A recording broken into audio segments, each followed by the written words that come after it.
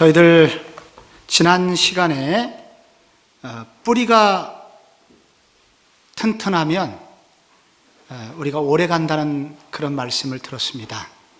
이 창세기라는 책은 그들의 뿌리를 알려주기 위한 책이다 라는 것을 함께 공부하였었습니다. 지난주에 저희가 창세기를 공부하면서 창세기의 저자가 누구라고 그랬죠? 네, 모세가 창세기를 썼습니다.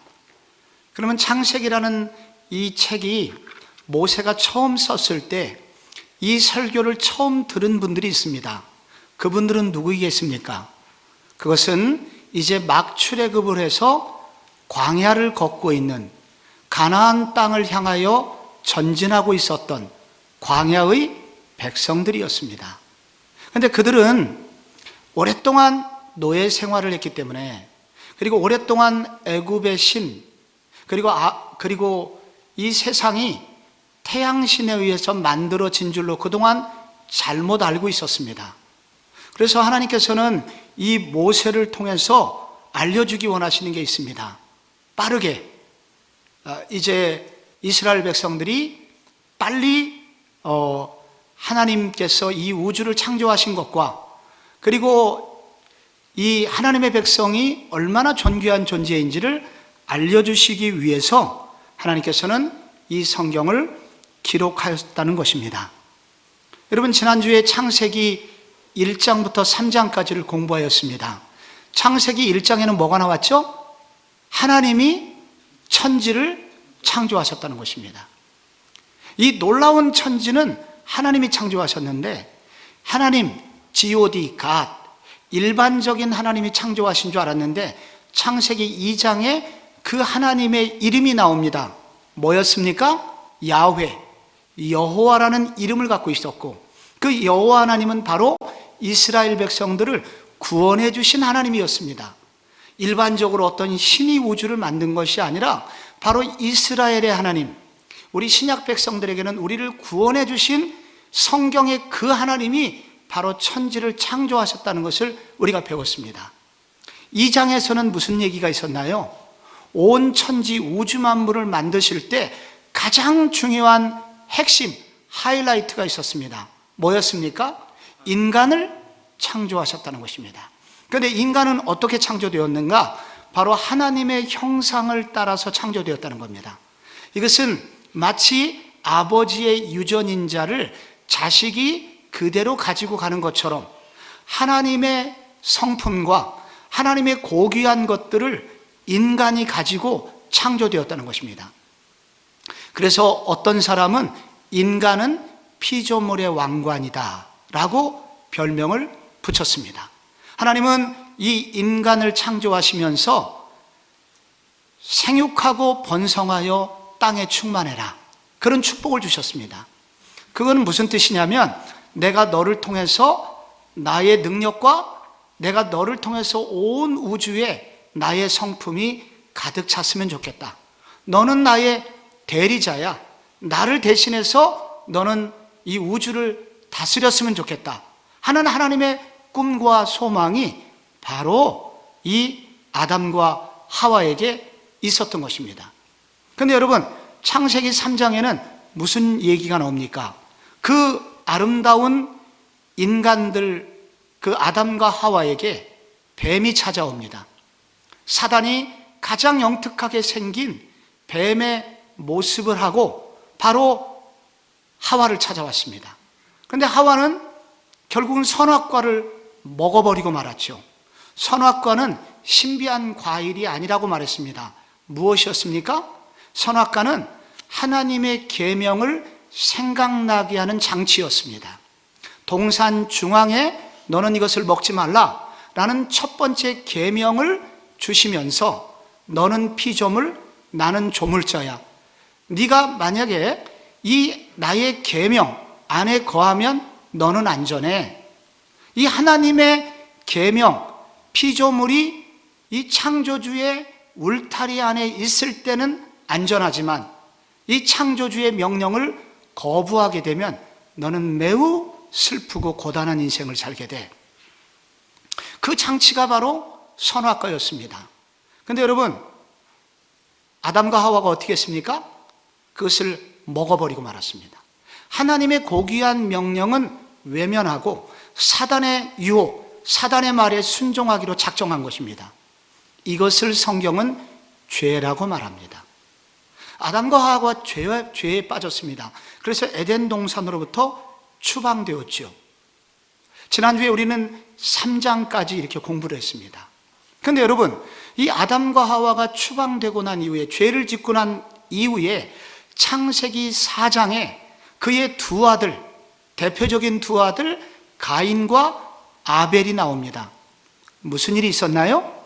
예배를 드리던 중에 가인의 예배는 하나님이 받지 않으셨고 아벨의 제사를 받으셨습니다. 시기심이 난 형 가인이 아벨을 끔찍하게도 돌로 찍어서 죽였습니다. 최초의 살인사건이 일어나게 된 것입니다. 여러분, 이 가인이 아벨을 죽인 사건은 언제 일어났는가? 예배 시간에 일어났습니다. 이것은 매우 충격적인 사건이지만 그것은 바로 가장 고귀해야 될 그 시간이 가장 무섭고 그리고 가장 잔인한 시간으로 바뀌었다는 것입니다. 무엇이 그들을 이렇게 만들었습니까? 죄가, 아버지 엄마의 이 죄가 바로 그 두 아들 사이에 살인사건, 전속살해가 일어나도록 만들었다는 것입니다.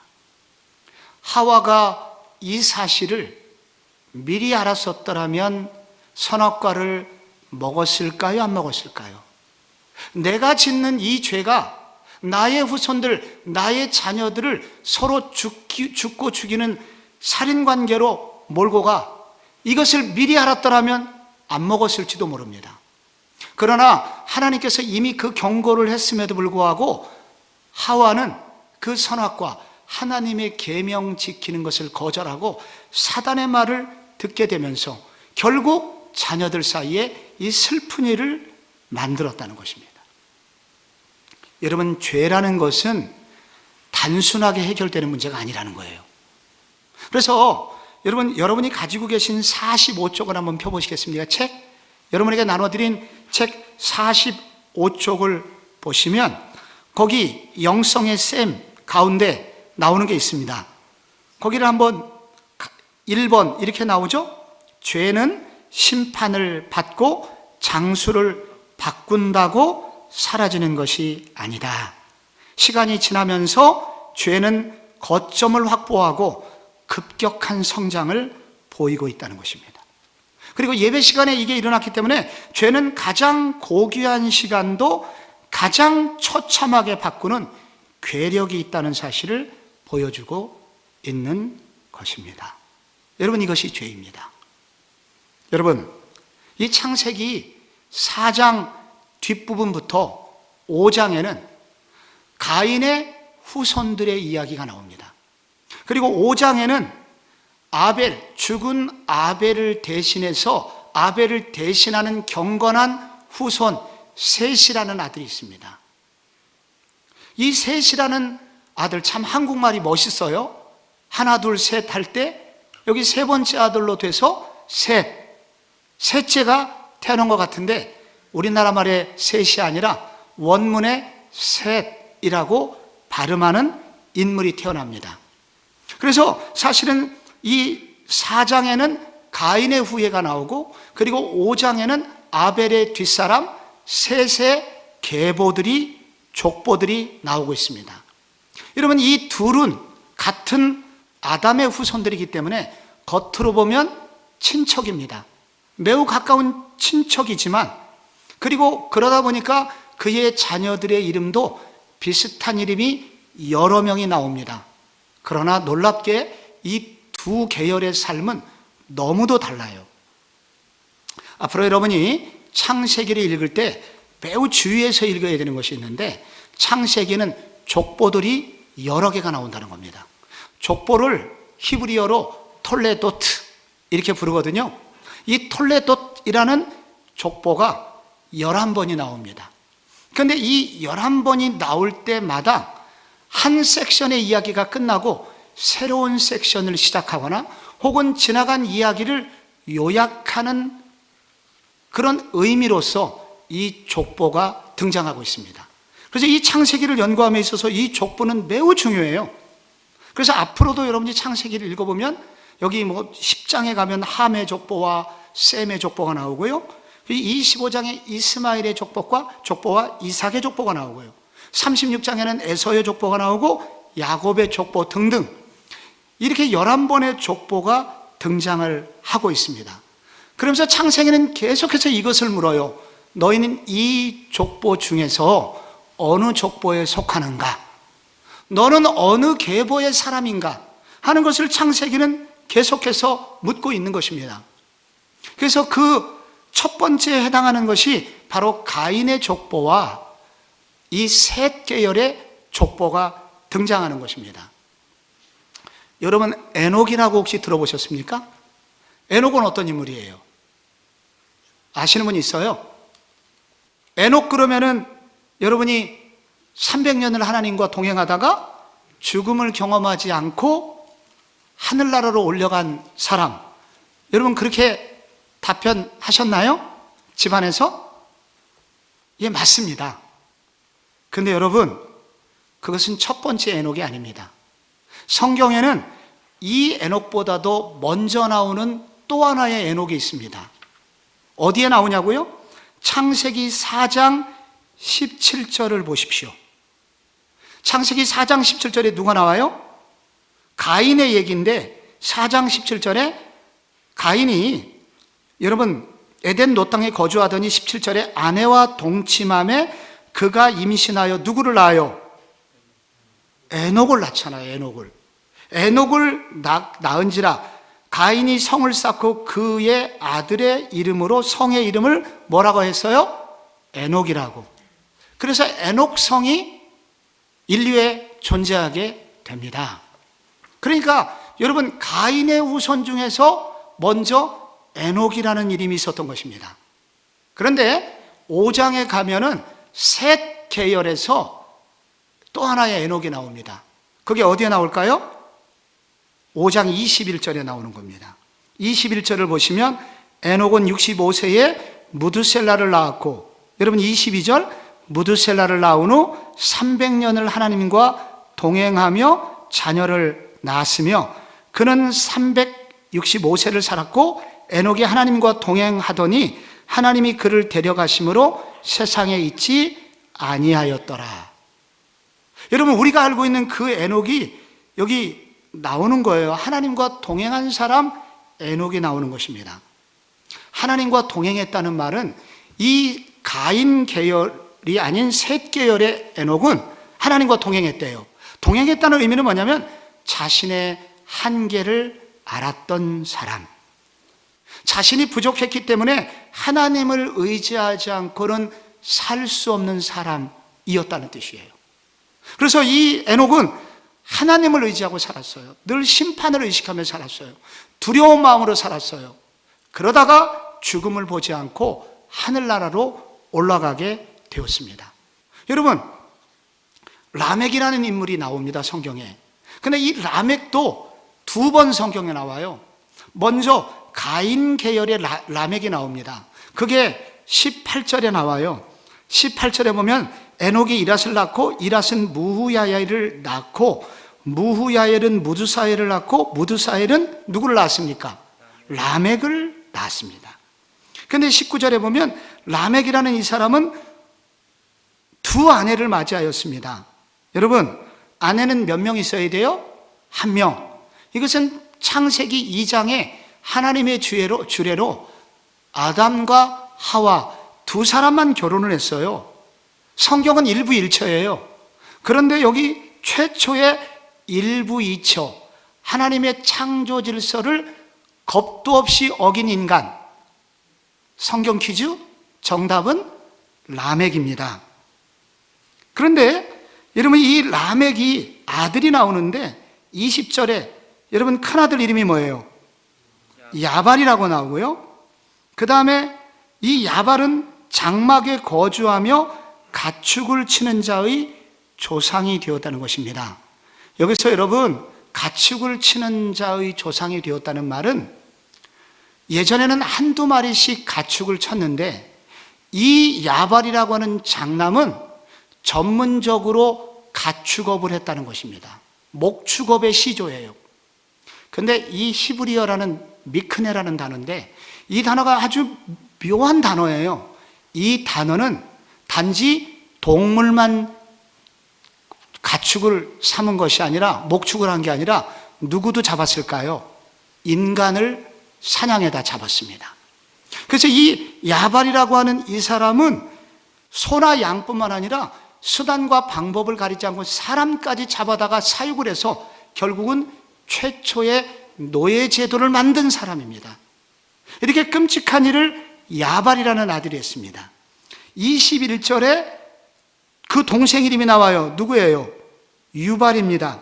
유발은 뭐였어요? 수금과 퉁소를 잡는 자의 조상이 되었습니다. 셋째는 뭐예요? 대발이 아니고, 여러분 22절에 뭐가 나옵니까? 두발가인인데 이 사람은 구리와 쇠로 여러 가지 기구를 만드는 사람이었고, 딸 이름이 나와요. 나아마라고 나옵니다. 여기 그러니까 유발은 세상 음악의 조상이고요, 두발가인은 철기 문화를 발견하고 신무기를 개발했던, 그러니까 공학 박사쯤 되는 거예요. 딸 이름이 여기 나온 것은 딸은 매우 뛰어난 여인이었다는 것입니다. 그러니까 여러분, 가인 계열의 라멕의 집안은 부자였고요, 외적으로 자녀들이 사업가였고 음대 교수였고 국방연구원이었고 딸은 미스 코리아 정도 되는 세상에서 부러울 것이 없는 가족을 이뤘다는 것입니다. 근데 이 사람이 노래가 23절에 나와요. 라멕의 아내들이 뭐라고 그러냐면, 아다와 실라여 내 목소리를 들으라. 23절, 라멕의 아내들이 내 말을 들으라. 나의 상처로 말미암아 내가 사람을 죽였고 나의 상함으로 말미암아 소년을 죽였도다. 가인을 위하여 벌이 700일인데 라멕을 위해서는 벌이 77배이로다. 나한테 누가 싫은 소리를 해갖고 라멕이 어떻게 했습니까? 내가 사람을 죽여버렸다고, 나에게 상처를 준 그 청년을 오늘 칼로 찍어서 죽여버렸다고. 나는 가인보다 77배나 벌을 봐도 무섭지 않아. 여러분, 어떤 느낌이 드세요? 라멕은 굉장히 성공한 인생을 외적으로 살았지만은 이렇게 잔인한 인간이었다는 겁니다. 그러니까 너무도 강하게, 너무도 하나님의 뜻에 어긴다며 수단과 방법 가리지 않고 돈을 벌었고, 자녀들에게 채찍을 가하고 달달 볶아가지고 외적으로는 성공했는지 모르지만 가정에는 공포가 흐르고 있었습니다. 무서움이 흐르고 있었다는 거예요. 평생 말 한마디 제대로 하지 못하고 살았던 어떤 아내 이야기가 있거든요. 신혼여행을 아프리카로 갔답니다.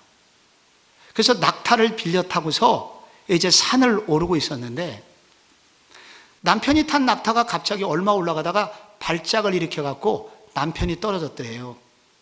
근데 남편이 툭툭 털고 이러면서 낙타를 향하여 이렇게 말했답니다. 하나. 그리고 다시 올라탔대요. 근데 얼마 가다가 또 낙타가 발작을 일으켜서 또 떨어지게 된 겁니다. 또 두 번째 낙타를 향하여 둘 그러더래요. 그래서 이제 세 번째 떨어졌는데 이번에는 셋 이렇게 말하지 않고 뒤에서 총을 꺼내갖고 낙타를 쏴서 죽여버렸답니다. 이 끔찍한 광경을 본 거예요. 그래서 옆에 있던 아내가 그랬대요. 여보, 해도 너무하는 거 아니야? 그랬더니 남편이 말하더래요. 하나. 그래서 그 순간부터, 그날부터 아무 얘기도 못하고 남편이 하나 하는 그 순간 아무 얘기도 못하고 두려움 속에서 평생을 살았다는 거예요. 유머입니다, 여러분.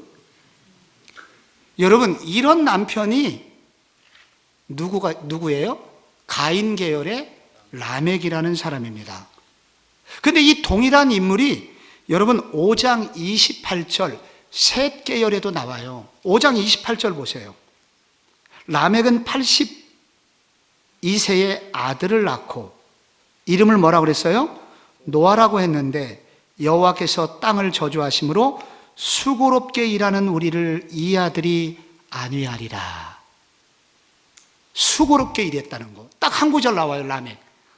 여기 그러니까 셋 계열의 라멕은 어떻게 살았어요?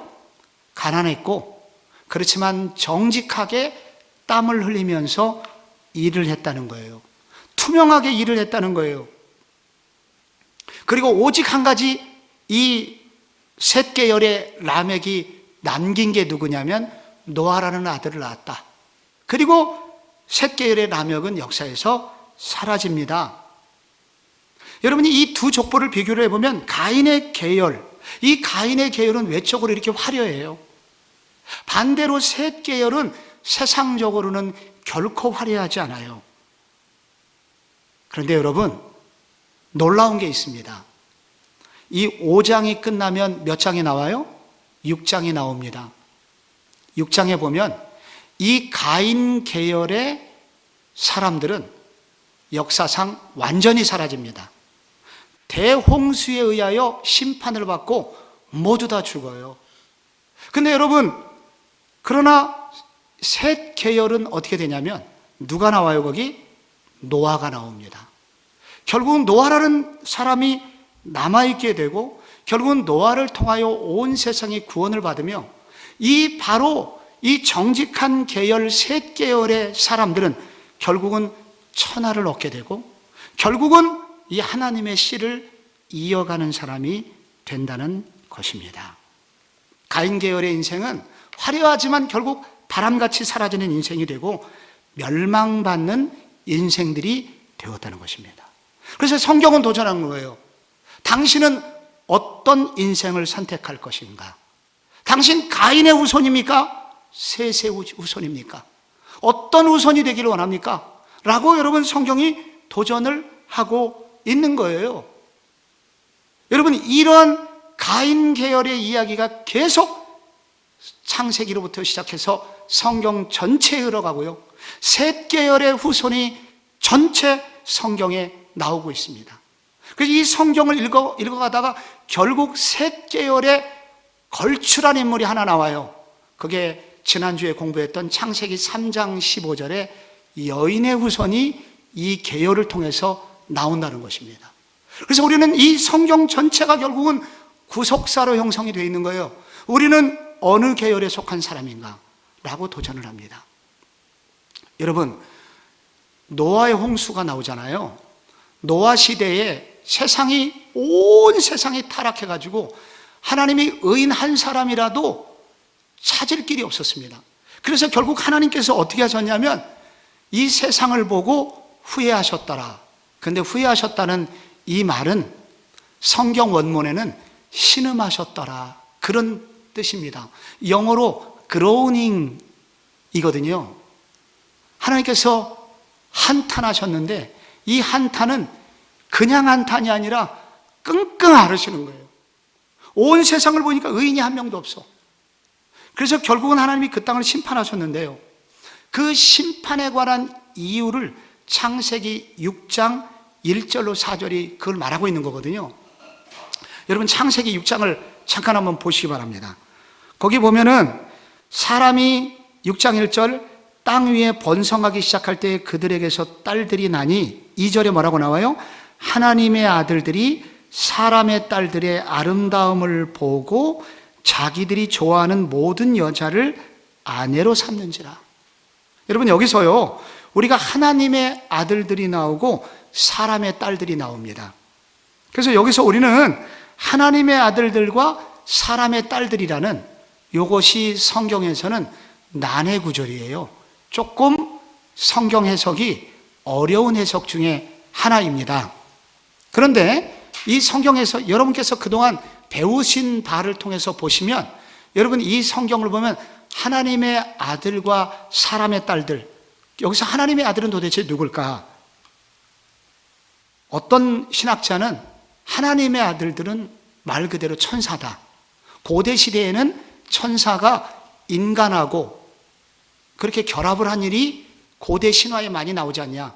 여러분, 그리스 신화 보면은 인간이, 여러분 그 신이 인간하고 결혼하는 얘기가 나오잖아요. 그 자식들이 나오잖아요. 그런 것처럼 성경에도 그런 이야기가 나온다. 그래서 여기 하나님의 아들들은 바로 천사들이다, 이렇게 해석하는 분들이 있습니다, 신학자들 중에. 그런데 성경을 구속사적인 관점으로 읽는 분들은 이 부분을 어떻게 해석하냐면, 여기에 하나님의 아들들은 바로 셋 계열의 아들들을 말하는 거예요. 사람의 그럼 딸들은 누구예요? 가인 계열의 딸들을 말하는 거예요. 원래 이 둘 사이에는 이렇게 결혼하면 안 됩니다. 그런데 어느 날 무슨 일이 생겼어요? 이 셋 계열의 경건한 후손들이 사람의 딸들, 가인 계열의 매우 매혹적이고 그리고 유혹하는 여인들을 뿌리치지 못하고 그들과 결혼하기 시작했다는 것입니다. 나중에는 어떻게 됐을까요? 이 둘이 결합하여 온 세상에 결국은 하나님이 원하지 않는 백성들로, 그런 사람들로 가득 차버리게 되었다는 거예요. 그래서 여기 육체가 된지라라는 구절이 3절에 나오는데, 육체가 됐다는 것은 온통 생각하는 게 육체적인 일이었다는 거예요. 하나도 하나님이 기뻐하는 영적인 일은 생각하지 않았다는 거예요. 결국 하나님의 심판이 임하게 됩니다. 이것을 보면 여러분, 그래서 결국 노아의 홍수가 오게 되고요, 결국은 온 지구의 사람들이 노아와 8 식구를 제외하고는 전부 다 죽게 되죠. 여기서 여러분, 성경이 말하고자 하는 게 있습니다. 우리는 성경이 말하려고 하는 것을 들어야 돼요, 이 시간에는. 이게 뭐냐면은 죄의 엄청난 세력을 보라는 거예요. 여러분, 죄라는 것은 매우 작게 시작해요. 그러나 어느새 가정을 파괴하지 않습니까? 살인사건이 나오잖아요. 그리고 결국 어떻게 됩니까? 온 세상이 죄악의 구렁텅이로 빠져들게 됩니다. 죄가 이렇게 무서운 것이라는 거예요. 그런데 여러분, 이 창세기 6장을 읽어보면은 이 교회의 역할이 나옵니다. 여기서 교회는 세상에서 하나님의 진노를 막는 마지막 선인 거예요. 그래서 이 하나님의 자녀들이 경건성을 유지하는 그 한계 전까지는 세상이 심판을 당하지 않습니다. 그러나 마지막 인간이 한계를 넘어서 마지막 경건한 사람이 이렇게 선을 넘게 되면은 마치 뚝이 마지막으로 무너져서 온 마을을 쓰나미가 덮치는 것처럼 이렇게 온 세상이 이렇게 슬픔의 심판을 받게 된다는 것입니다. 그러므로 교회가 얼마나 중요합니까? 여러분 한 사람이 여러분의 믿음의 자리를 지키고 신앙을 지키고 경건성을 유지하는 것은 결코 작은 일이 아닙니다. 제가 사당역 근처를 한동안 자주 갔었습니다. 거기서 여러 만남이 있었기 때문에 근처에 친척도 살고.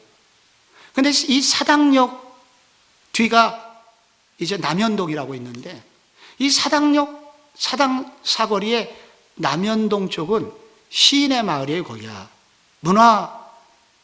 문화인들이 거기 많이 살았습니다. 근데 어느 날부터 모텔이 하나 둘씩 생기기 시작했습니다. 거기가 몫이 좋으니까. 그러다가 마을 거의 대부분이 모텔촌으로 바뀌었습니다. 그래서 여러분이 이 사당역을 이 고가를 타고 올라가면은 온통 모텔. 전부 다 모텔촌이 되는 거예요. 그런데 제가 신방을 가려고 그 뒤에 성도님이 사셔가지고 신방을 가서 은혜 받은 게 있습니다. 그 마을 끝부분에 이 모텔촌의 마지막 모텔과 그 마지막 모텔 그 골목에 교회가 하나 있더라고요. 한사랑교회라고. 근데 교회는 안 팔았습니다. 모텔에게 안 파는 거예요. 그래서 모텔이 거기서 끝났습니다. 그러니까 이 교회라는 것은 마지막 타락의 경계선에 있는 거예요. 믿음의 사람이 그렇다는 거예요.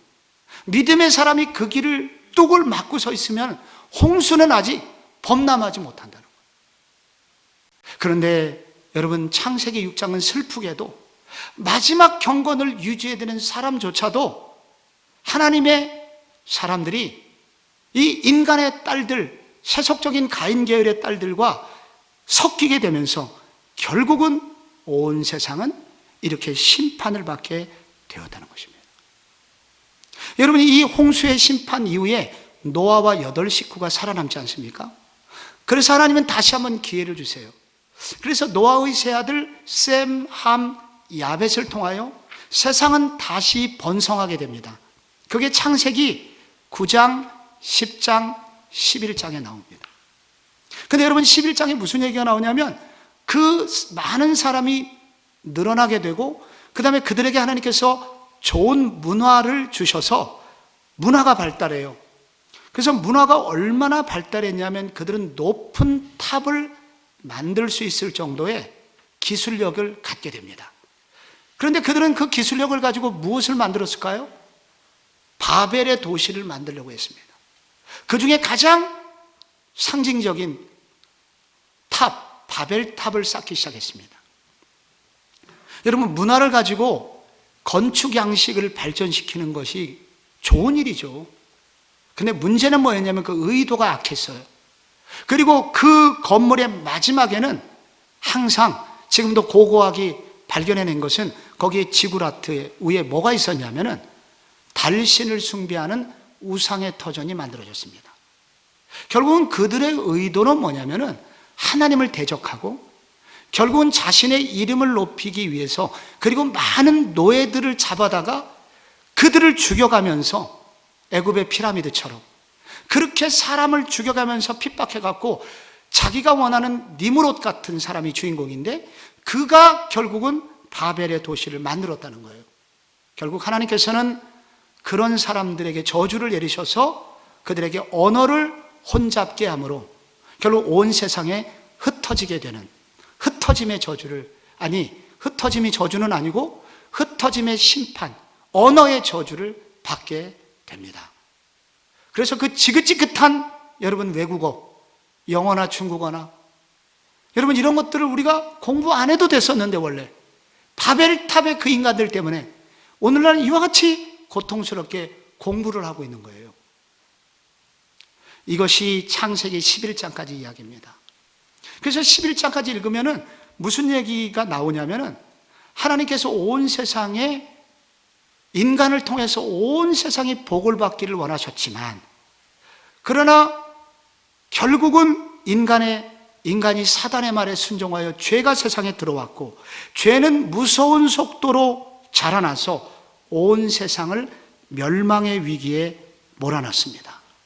그래서 11장 끝부분에 무슨 질문이 나오냐면 이 세상은 결국 하나님의 뜻이 이루어지지 못한 채 끝나게 되는가?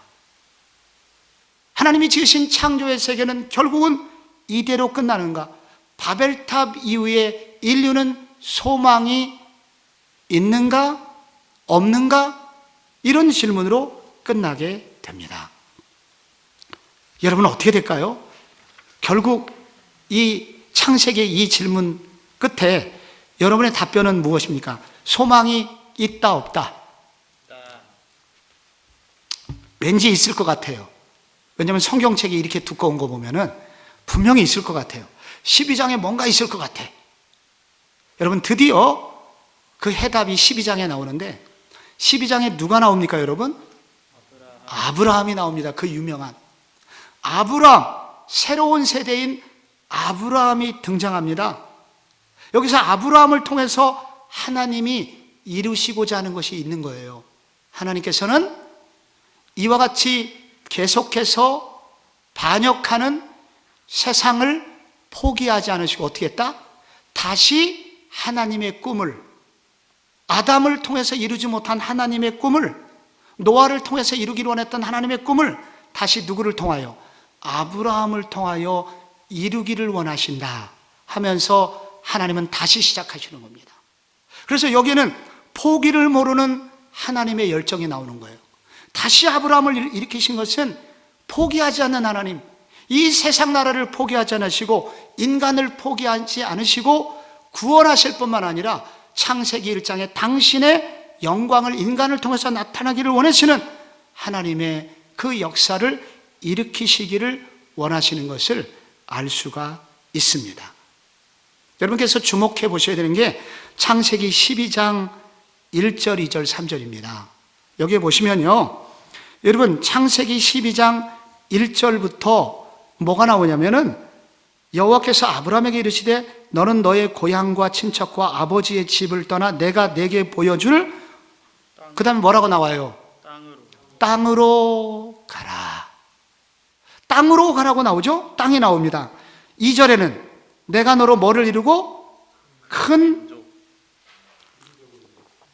민족을 이루고, 내가가 나오고 그 다음에 내게 복을 주어 내 이름을 창대하리니 너는 복이 될지라. 여기 아브라함을 부르시고, 여러분 하나님이 아브라함에게 약속하신 게 분명히 두 가지가 나와요. 하나는 뭐를 약속하세요? 땅, 지시할 땅으로 가라. 그 다음에 또 뭐가 나와요? 큰 민족을 이루고, 민족을 이루려면 누가 있어야 됩니까? 자식이 있어야죠. 자식들을 주실 것을 약속하세요. 땅, 그리고 내가는 주권을 말하는 겁니다. 주권은 하나님이 가지고 계시다는 거예요. 그 여기서요, 여러분 나라를 이루는 3요소가 있잖아요. 나라가 되려면 뭐가 있어야 돼요? 땅이 있어야 되죠. 영토가. 그 다음에 뭐가 있어야 돼요? 백성이 있어야 되잖아요. 민족이 있어야 되잖아요. 그 다음에 주권이 있어야 됩니다. 주권은 하나님이 가지고 계신데, 여러분 하나님께서 결국은 아브라함을 통해서 이루시고자 하는 게 뭐냐면 하나님의 나라를 이루기를 원하시는 거예요. 하나님의 나라를 이루시기를 원하신다는 것은 결국 이 장면을 뭐라고 하냐면은 신학자들은 제2의 천지창조라고 하는 것입니다. 창세기 앞부분에 1장에 아담을 지으시고 난 다음에 그를 통하여 내가 그 아담을 통하여 무슨 일을 이루기를 원하시는 거예요? 생육하고 번성하여 땅에 충만하라. 하나님의 아름다움을 온 우주 가운데 충만하게 하려는 그 계획, 아담은 실패했습니다. 그렇지만 하나님은 포기 아니하시고 결국은 아브라함과 그 후손들을 통해서, 그리고 그 가나안 앞으로 주실 땅을 통해서 하나님이 아브라함을 통해서 새로운 나라를 이루고, 그래서 결국은 하나님의 그 아름다움이 온 세상에 가득 차게 하시기를 원하시는 하나님의 꿈을 아브라함을 통해서 이루시기를 원하신다는 것입니다. 그런데 여러분께서 왜 그럼 아브라함을 선택하셨느냐? 선택의 목적이 나오죠. 여기 선택의 목적이 뭐예요? 3절에 땅의 모든 족속이 너로 말미암아 복을 얻을 것이라. 여기 복을 얻을 것이라가 나와요. 결국은 아브라함을 위해서 원하시는 것은 아브라함을 통하여 모든 민족이 복을 얻기를 원한다는 것이죠. 아프리카에 가면요, 물이 부족합니다. 그래서 우물 파는 선교사들이 많이 필요합니다. 근데 우물 파는 선교사들이 하는 일이 뭐냐면은 그 척박한 땅에 가서 깊이 땅을 파가지고, 그래서 지하 수십 미터 속에 파이프를 집어넣습니다. 그리고 모터를 돌려가지고 물을 끌어올리는 거예요. 그런 그 파이프를 통해서 생수가 올라옵니다. 그동안 흙탕물을 먹고 구정물을 먹고 살았던, 그래서 피부병이 걸렸던, 암이 걸렸던 그 아프리카의 사람들이 그 파이프를 통해서 나오는 생수를 마시면서 살아나죠.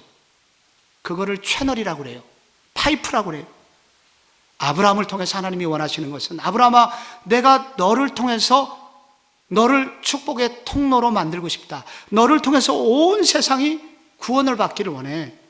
이것은 내가 창세기 1장 26절에서 28절까지 아담을 통해서 이루기를 원하셨던 거야.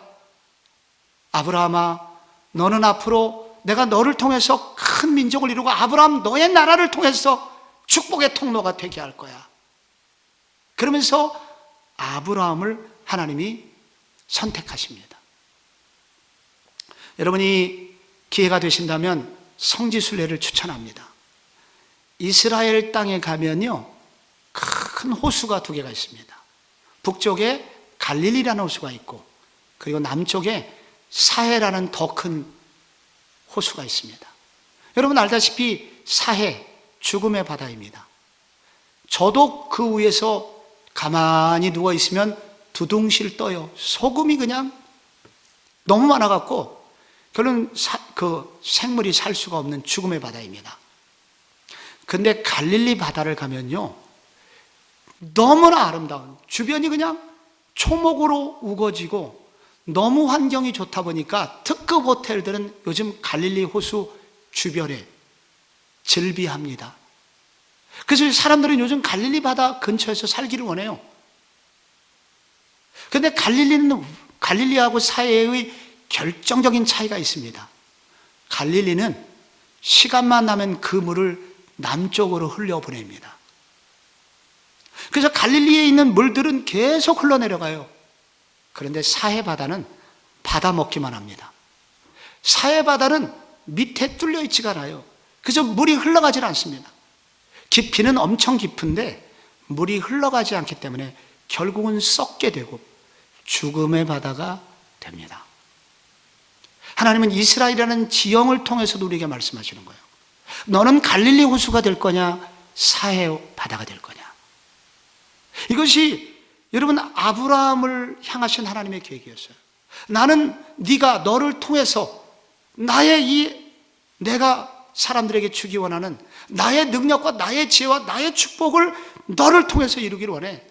너의 후손들을 통해서 이루기를 원해. 네가 앞으로 너를 통해서 태어나게 될 아브라함의 아들이 누구예요? 이삭의 아들이 누구예요? 야곱의 아들이 누구예요? 요셉. 이런 인물들을 통해서 그리고 너의 후손들을 통해서 축복의 통로, The Channel of the Blessing, 축복의 통로, 이런 하나님의 나라, 나의 나라를 너를 통해서 이루기를 원해. 이것이 바로 하나님께서 아브라함을 부르신 목적이었습니다. 근데 좀 기분이 상하시는 분들이 있더라고요. 하나님께서 왜 한민족을 선택하지 않으시고 아브라함을 선택하셨습니까? 왜? 하필 아브라함입니까? 기분 나쁘게. 그런데 여러분, 그래서 어떤 사람은 아브라함을 택하신 이유가 아브라함이 믿음이 좋아서 아브라함을 택했다, 이렇게 답변하시는 분이 있어요. 그가 의로워서 그를 택했다, 그렇게 말하시는 분도 있어요. 실상은 뭘까요? 진짜는 뭘까요? 여호수아 24장 2절에 보면은 거기 아브라함의 아버지 이야기가 나옵니다. 여호수아 24장 2절에 한번 보시면 아브라함 아버지 데라는 강 저편에서 우상을 섬기던 사람이었다. 9절 띄워줘야 돼요. 여러분, 여기서 아브라함의 후손은 우상을 섬기던 사람이었다는 거예요. 그래서 결국은 아브라함의 아버지 데라도 우상을 섬겼어요. 우상을 섬기던 사람이었다는 거예요. 그러니까 아브라함은 의로운 사람이 아니었어요. 창세기 12장 10절에 보면은 가나안으로 들어온 후에 그의 첫 번째 반응은 뭐냐면은 애굽으로 가면서 자기 아내를 누이라고 속였잖아요. 별 볼 일 없는 사람이었다는 거죠. 근데 결국은 어떻게 됐습니까? 그런데 이런 아브라함을 선택했다는 거예요. 그래서 아브라함도 우리와 같은 연약한 사람이었다는 거예요. 그러므로 그가 선택받은 것은 그의 의로움 때문이 아닙니다. 오직 무엇 때문이냐? 하나님의 은혜 때문에 선택받은 것입니다. 그래서 우리는 아직 그 이유를 몰라요. 왜 아브라함을 선택했냐고 해서 쉽게 성경에 답을 하지 않고, 오직 성경은 그것은 하나님의 주권이었고 결국 하나님의 은혜로 아브라함은 선택받았다는 것을 말하고 있습니다. 그래서 오랜 후에 바울이라고 하는 사람이 로마서 11장 33절에 이 하나님이 왜 이스라엘을 선택하셨느냐 할 때 이렇게 고백을 합니다. 깊도다 하나님의 지혜와 지식의 풍성하며 그의 판단은 헤아리지 못할 것이며 그의 길은 찾지 못할 것이로다. 이해할 수 없는데 하나님의 은혜였다는 거예요.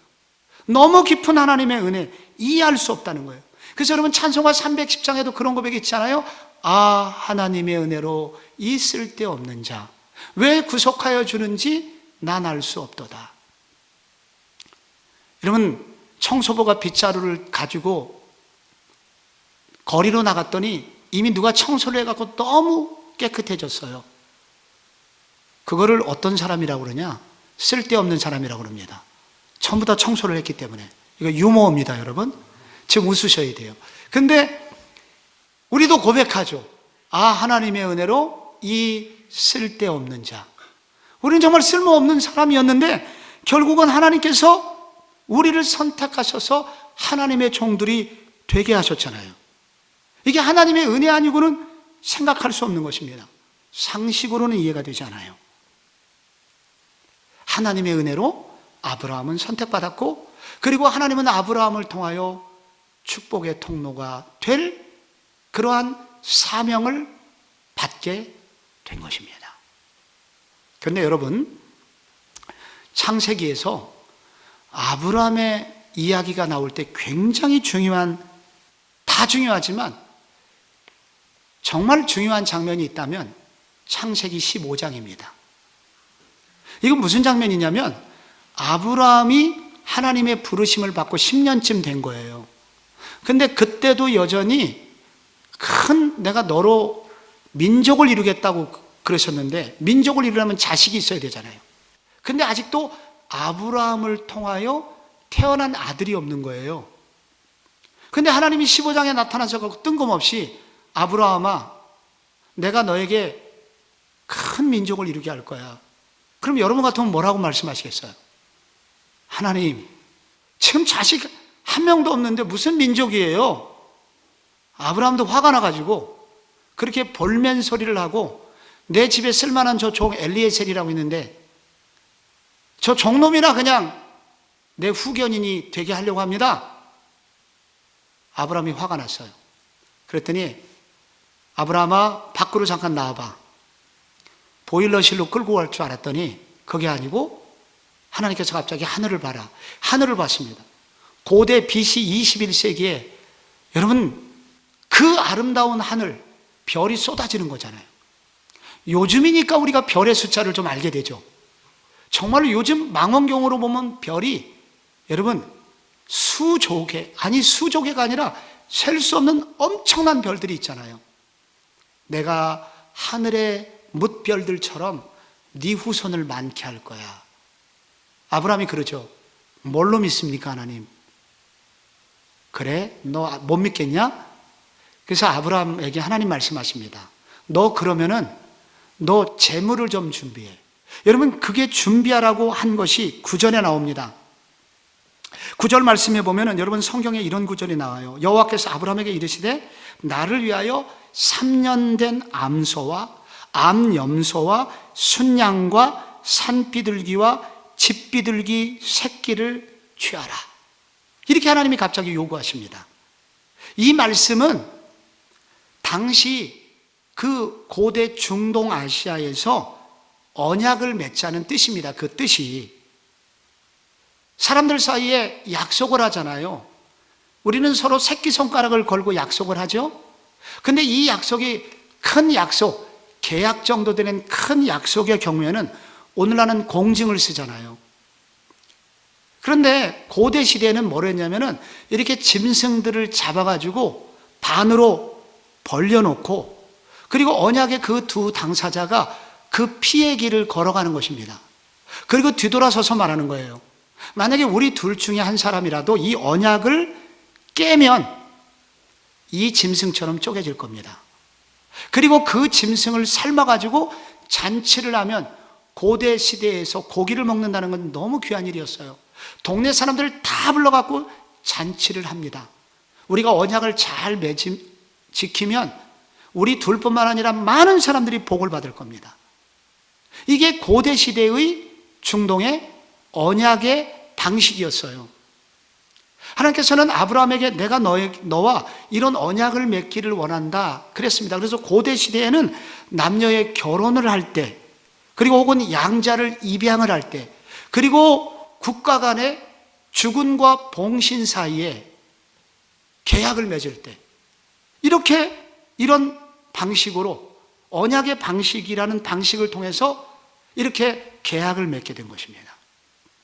그리고 서로 주군과 봉신이 서로를 소개하고, 조약물을 낭독을 하고, 짐승을 쪼개고 쪼갠 고기 사이로 지나가고 뒤돌아서서 배신하면 우리 이렇게 될 거야. 선포하고 고기를 구워 먹고 잔치를 하고 조약문에 사인을 하게 되는 것입니다.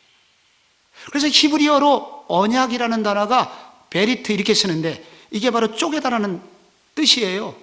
그래서 to cut, 무서운 거죠. 그래서 계약이라는 건 이렇게 언약의, 성경의 언약은 이런 심각성을 담고 있는 것입니다. 오늘날도 서양의 결혼식을 보면 붉은 카페트 위를 걸어가요. 그것은 바로 성경의 정신, 우리 둘 사이 언약을 맺고 이 언약이 깨어지면 이렇게 아픔을 당한다는 의미가 들어있는 겁니다. 피의 길을 걷는 것이죠. 언약을 체결한 이유는 변경 불가해요. 절대 이 언약을 아무도 깰 수가 없어요. 한 번 지키면, 언약을 맺으면 끝까지 지켜야 된다는 거예요. 근데 여러분, 오늘 언약을 맺자고 말씀해 주셔서 아브라함이 이렇게 동물을 잡아갖고 벌려놓았는데 하나님이 안 나타나시는 거예요. 결혼식 시간, 아브라함은 와 있는데 신랑이 지금 안 오는 거예요. 그래서 아브라함이 꾸벅꾸벅 졸았습니다. 근데 졸다가 보니까 무슨 이상한 소리가 들려서 눈을 확 떠보니까 17절의 상황이 벌어지게 된 거예요. 15장 17절의 상황.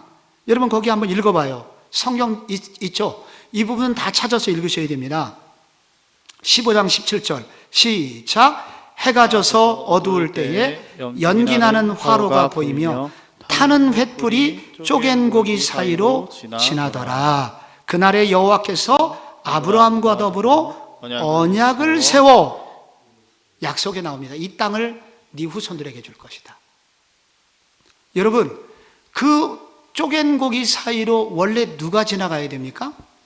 아브라함하고 하나님하고, 여기 타는 횃불은 하나님의 임재의 상징, 곧 하나님을 말하는 거예요.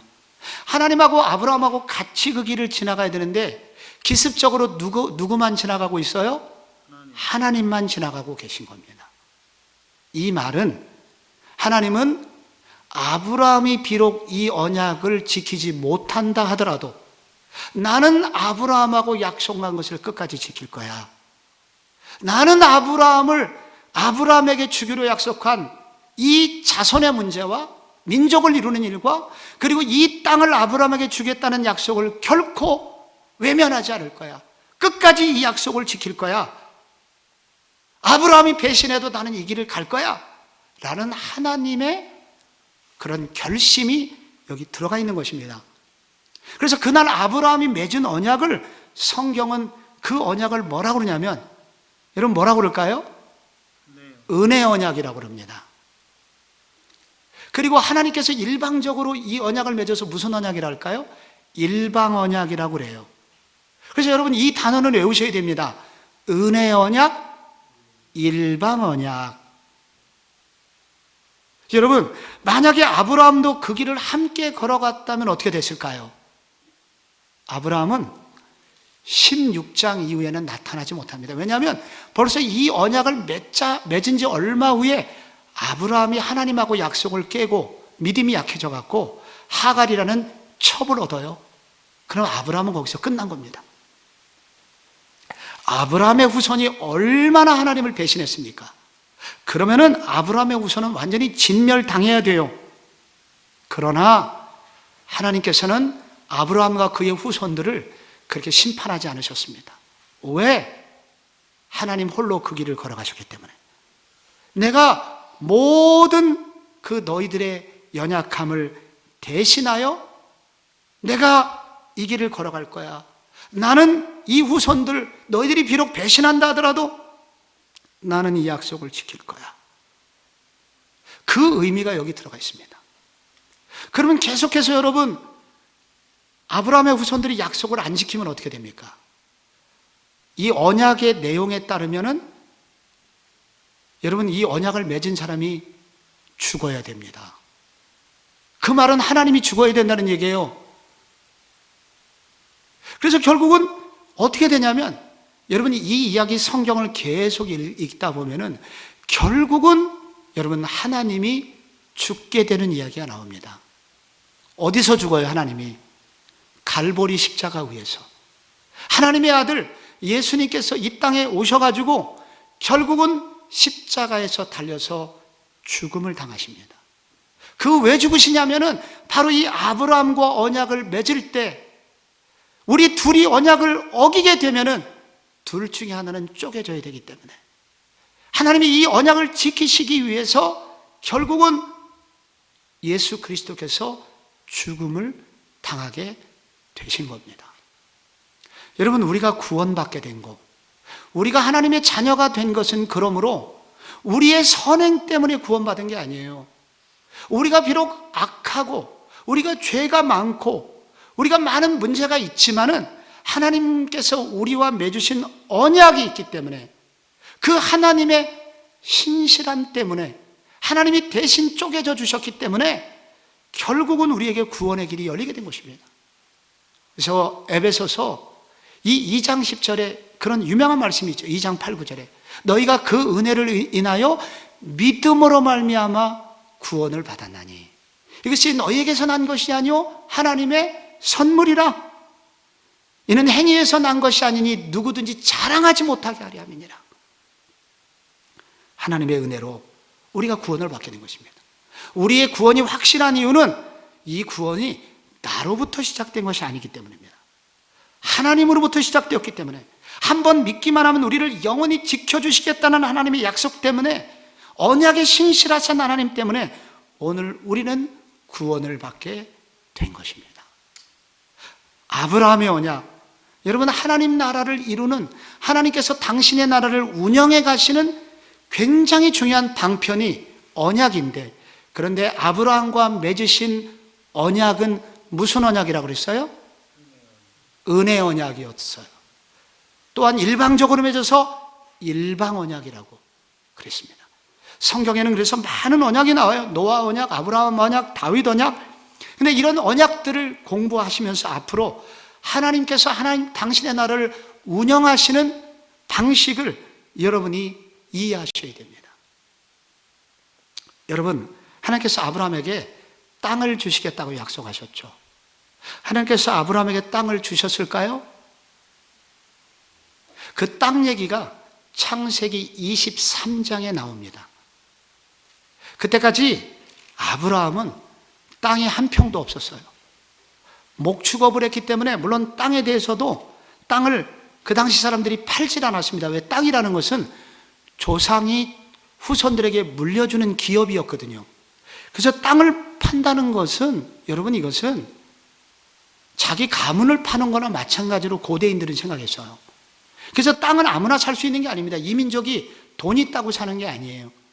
근데 창세기 23장에 무슨 얘기가 나오냐면 아브라함의 아내 사레가 죽어요. 사라가 죽어요.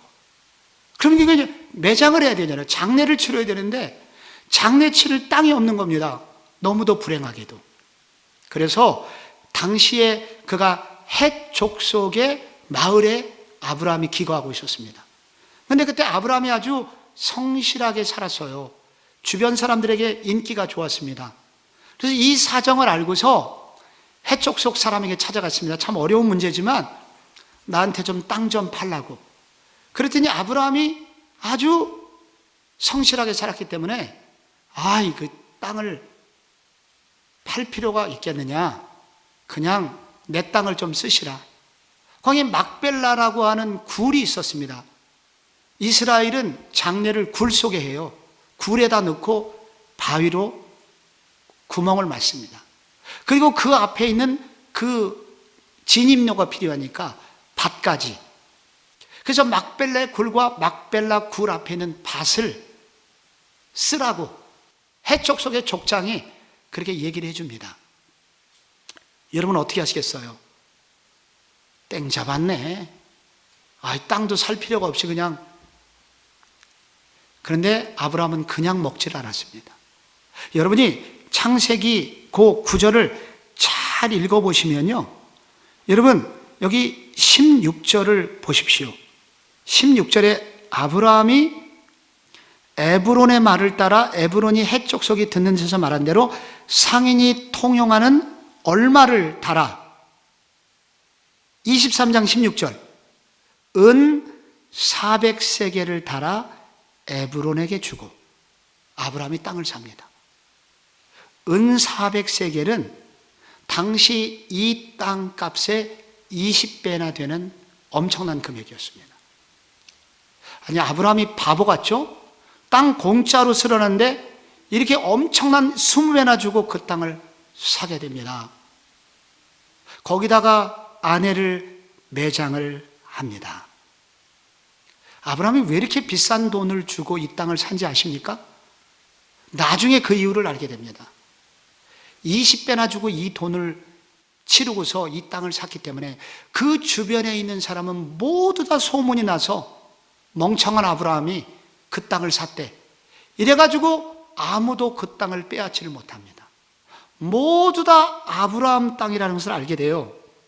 조금 더 사실을 읽으면 자세히 보면 18절에 성문에 가가지고 이거를 확정을 합니다. 성문은 오늘날의 법원입니다. 법원. 법원에 가서 공증을 서요. 이 땅은 이제 내가 샀다. 여러분, 왜 아브라함이 이렇게 비싼 돈을 주고 샀느냐? 그것은 가나안 땅에 대한 확신이 있었던 겁니다. 언젠가 이 땅은 전체가 내 땅이 될 거야. 나의 후손의 땅이 될 거야. 나는 그날을 위하여 종잣돈, 시드머니를 투자해서 이 땅을 살 거야 하면서 그 땅을 사는 거예요. 왜? 하나님의 약속을 믿었기 때문에. 하나님께서 언젠가 여기에 큰 민족을 주시고 바로 이 땅을 내 백성, 내 후손들이 거주하는 그런 우리 내 백성이 살 나라가 건설된 땅이라는 것을 믿음이 있었기 때문에 아브라함은 그 땅을 막대한 돈을 투자하여 사게 된 것입니다. 여기 믿음의 정의가 나와요. 믿음은 막연한 기대가 아니라는 거예요. 내가 믿기 때문에 하나님 그렇게 해주세요, 그렇게 하는 게 끝나는 게 아니라 최선을 다하여 미래를 준비한다는 것입니다. 이것은 마치 일제강점기에 나라가 망했잖아요. 근데 여러분, 저기 평안북도 너머의 정주 땅에 여러분 조금 정신 맛이 간 것처럼 보이는 사람이 있어요. 남강 이수근이라는 사람이 자기 재산 다 정리하고 옆 사람까지 그렇게 하게 만들어 갖고 학교를 세웁니다. 오산학교라고. 나라가 망했는데 무슨 학교가 필요해요? 근데 그는 학교를 세우고요, 고당 조만식 선생 같은 분을 초빙을 해갖고 교장을 시킵니다. 여러분, 결국 그 학교 때문에 여러분 일제강점기에 많은 인재들이 배출이 되고 우리나라가 1945년에 해방이 됐을 때 그나마 우리나라의 지식인들이 남아서 이 땅을 유지할 수 있었던 것이 오산학교에서 배출한 인재들이 매우 큰 몫을 차지했습니다. 그래서 여기 믿음이라고 하는 것은 뭐냐면은 내가 하나님께서 막연히 하나님 그렇게 해주세요 라고 그렇게 단지 기다리는 게 아닙니다. 믿기 때문에 미래를 준비하는 거예요. 믿기 때문에 하나님이 나에게 해주실 걸 믿고 순종하면서 이 길을 걸어가는 거예요. 준비하는 거죠. 여러분, 우리 교회에서 10년 전부터 줄기차게 기도한 제목 중에 하나가 아나모거리부터 수유사거리까지 이 거리가 젊은이들이 모여서 살기에 좋은 거리, 아름다운 거리, 건강한 기독교 문화가 생성되는 거리가 되게 해달라고 기도했죠. 그래서 여러분, 수유리에 있는 동양 최대의 나이트클럽도 문을 닫았고, 여러분 알다시피 이 근처에 이제 경전철도 들어오고, 여러분 주변에 우리가 병원도 생기고 꿈꿀 수 없었던 놀라운 일들이 막 생기기 시작했죠. 그때 이 기도를 정말 저와 같이 믿었던 우리 교회 부목사님들이 있었어요. 그 중에 지금 강의를 듣는 성충만 목사님도 이 믿음으로 기도했고, 그리고 함께 기도했던 또 다산 따스한교회 손준호 목사도 10년 전부터 같이 기도했는데 믿었대요. 그들도 뜨겁게 기도했대요. 근데 이 두 분 목사님이 안 한 게 있어요. 땅을 사놓질 않았습니다. 그게 아브라함하고 차이예요. 내가 이걸 정말 믿었으면 내가 미래를 위해서 이렇게 될 것을 위해서 땅 몇 평을 살았어야 되는데, 미래에 이렇게 될 거다 하나님 이렇게 해주십시오. 이렇게 될 줄로 믿습니다. 믿음은 목소리 크기가 아닙니다. 믿음은 내가 그렇게 믿기 때문에 그렇게 순종하고 미래를 준비하는 거예요. 오늘날도 마찬가지로 막벨라 굴을 사는 사람은 누구냐? 내가 미래에 하나님께서 그렇게 이루실 줄로 믿고 미래를 준비하는 거예요. 나중에 여러분, 아브라함의 후손 이삭과 야곱과 요셉이 다 꿈을 꾸면서 죽습니다. 요셉은 나중에 뭐라고 그러냐면 애굽의 국무총리잖아요. 국장급으로 지금 장례를 치러야 되는데 나 여기다 묻으면 안 돼, 너희들. 나 내 조부의 하나님, 아버지의 하나님이 있는 막벨라 굴에 나를 묻어야 돼 하면서 요셉조차도 이 막벨라 굴을 고향으로 여기고 여기 왔던 것입니다. 오늘도 마찬가지로 우리의 후손들, 자녀들을 보면은, 우리의 자녀들이 신앙생활을 하시는 자녀들을 보면은 그 부모님들이 막대한 돈을 투자해서 막벨라 굴을 산 신앙생활을 보여준 사람들입니다. 값비싸게 신앙생활한 사람.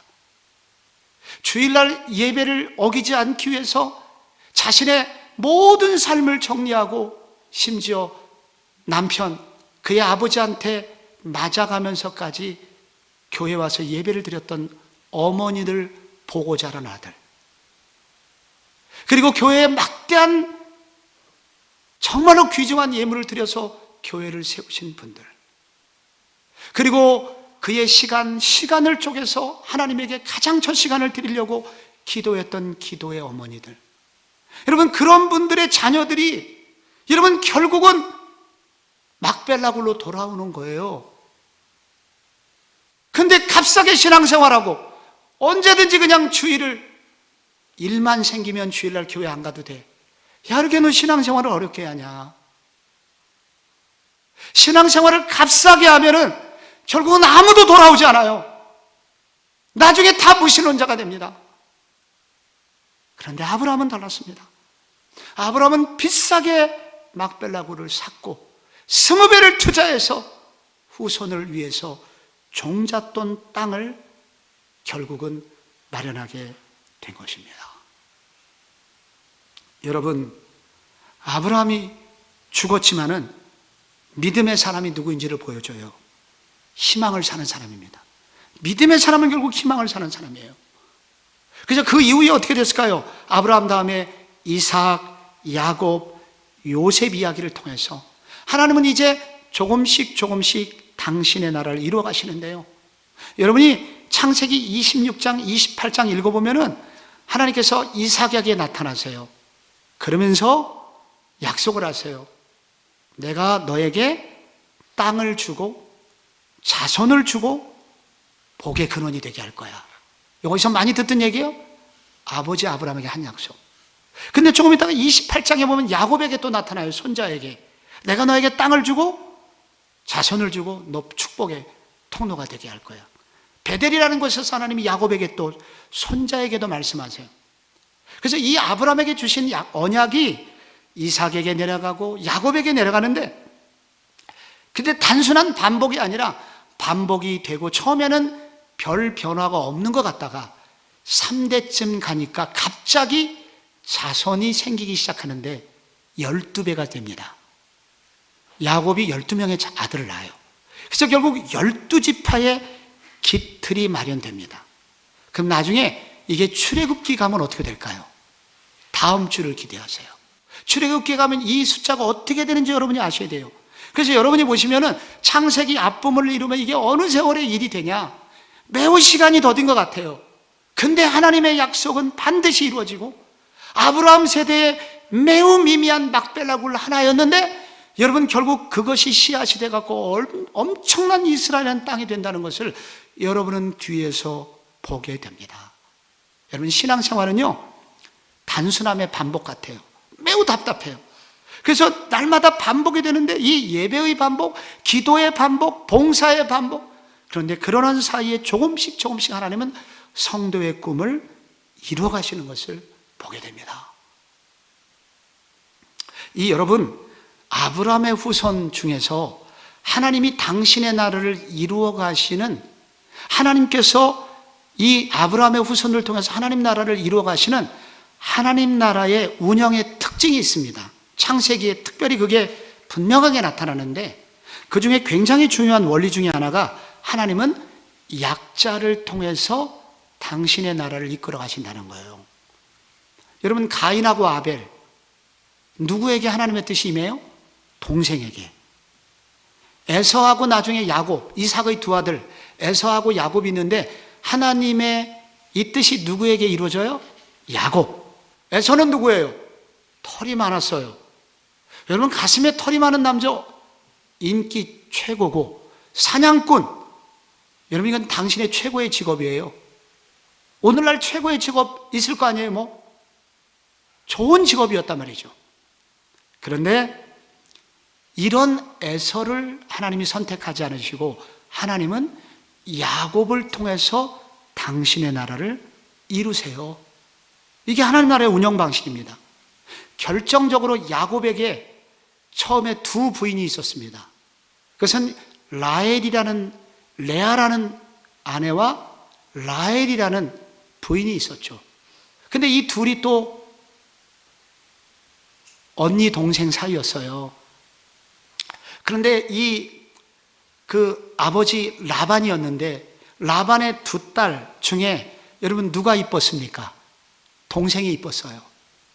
근데 성경에 보면은 이 창세기 29장 16절 그거 읽어보시면은 레아는 시력이 약하고 라헬은 곱고 아리따웠다고 나옵니다.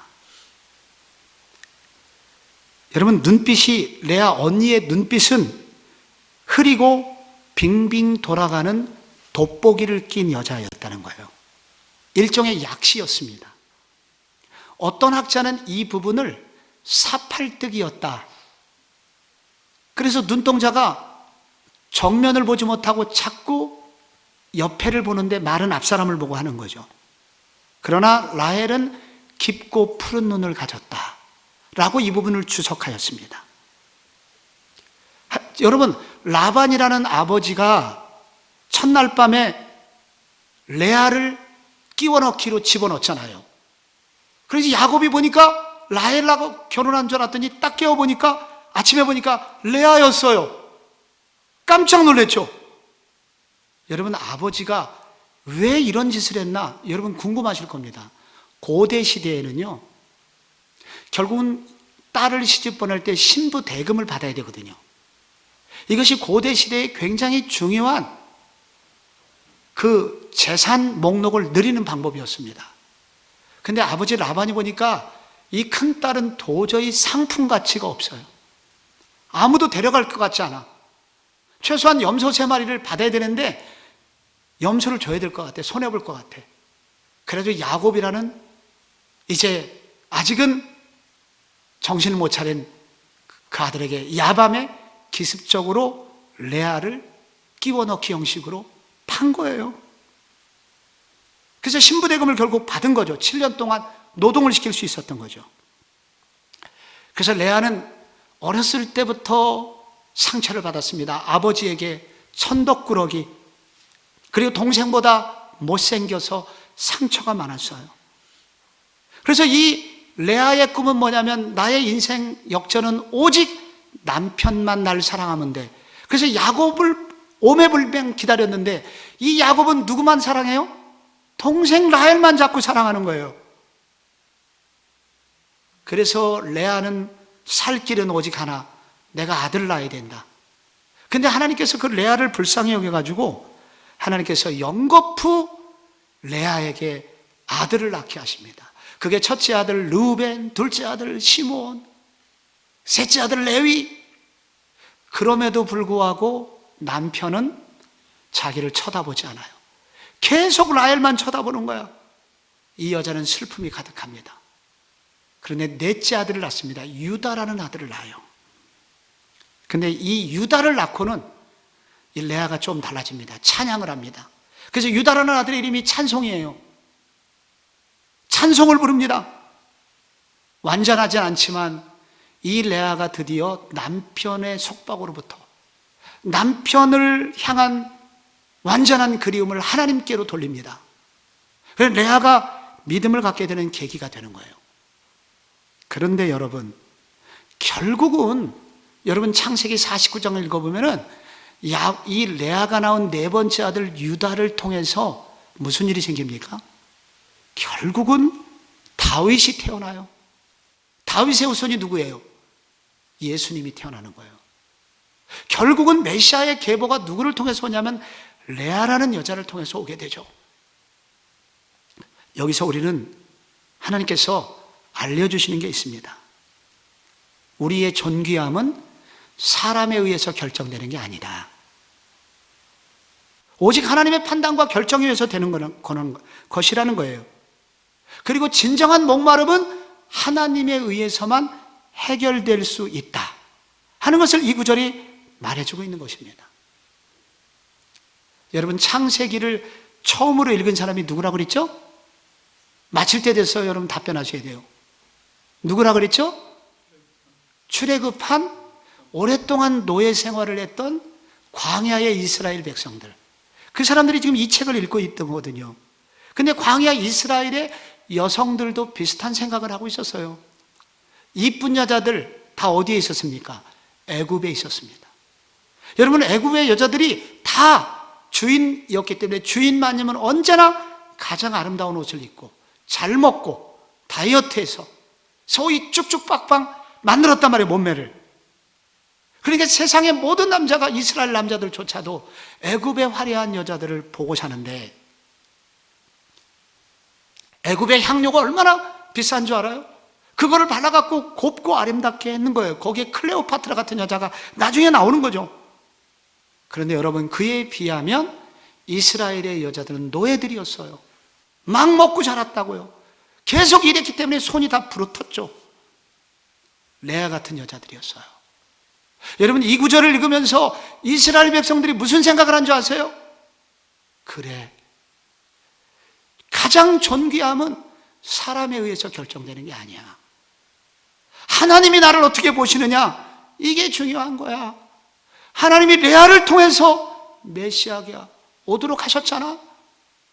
하나님은 오늘도 레아를 통해서 일하시는 거야 하면서 이 구절을 읽으면서 자존감을 세우고 자신의 뿌리를 발견하고 믿음의 길을 걸어갔다는 거예요. 여러분, 사라라는 여자가 여러분 얼마 동안 애를 못 낳았어요? 아마도 결혼하고 60년 가까이. 그러다 결국 90세에 애를 낳잖아요. 여러분, 그의 며느리도 마찬가지예요. 리브가도 40세에 결혼했는데 이삭이 60세 아들을 낳는 거예요. 20년 만에 낳단 말이죠. 근데 이 성경에 보면 이 하갈이라는 여자는 첫날 밤에 임신을 해요. 한 방에 임신한단 말이죠.